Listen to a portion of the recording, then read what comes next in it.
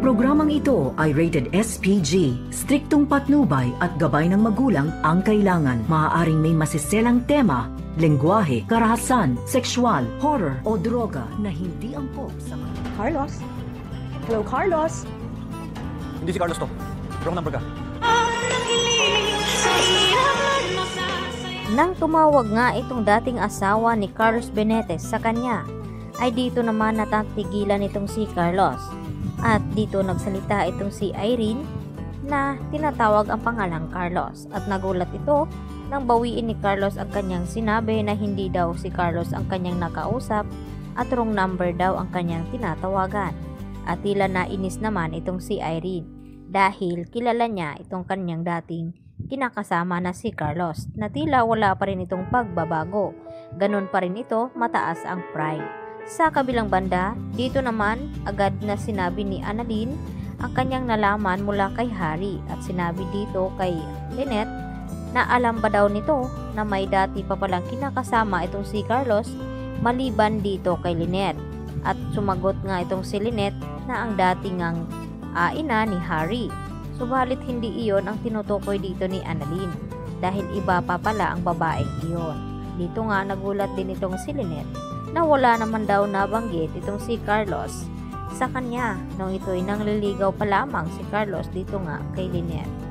Samantala dito na nga ba ma-realize ni Lynette na sana kinikilala niya ng mabuti itong si Carlos at kung nakinig lamang siya dito sa payo noon ni Giselle sa kanya na dapat bago niya pakasalan itong si Carlos ay dapat makilala niya muna ito. Subalit buo nga ang tiwala ni Lynette noon kay Carlos na tila nagsasabi daw ito ng totoo at tila wala din itong tinatago.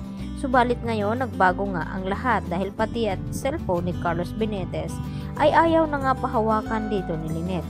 At nagalit pa ito nang malaman niya na pinakailaman ni Lynette ang kanyang cellphone at lalo na nagalit nang malaman ni Lynette na pinuntahan nga ni Carlos itong si Moira.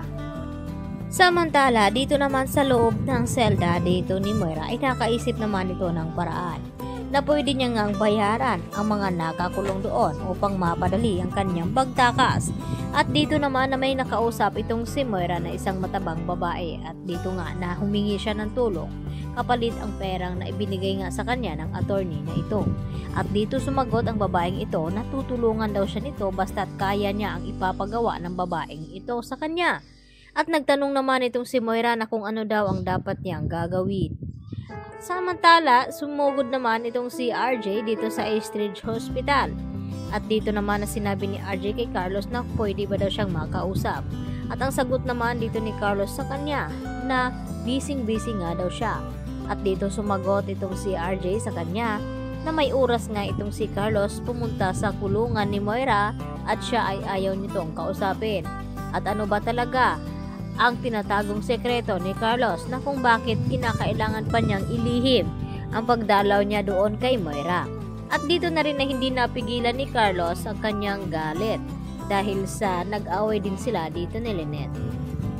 At dahil sa inis nga dito ni Irene ay mapilitan naman itong umuwi ng Pinas at harapin itong si Lynette at balaan at kausapin na mag-ingat-ingat siya dito sa kanyang asawa ngayon dahil mararanasan niya ang naranasan ni Irene noon nung magkasama pa sila dito ni Carlos na nagawa nga daw siyang minamaltrato nito kaya napilitan siyang hiwalayan at layuan itong si Carlos. Subalit ngayon ay nagbabalik nga itong si Irene at sa kanyang nalaman na may pinakasalan na pala itong si Carlos at walang iba kundi itong si Lynette.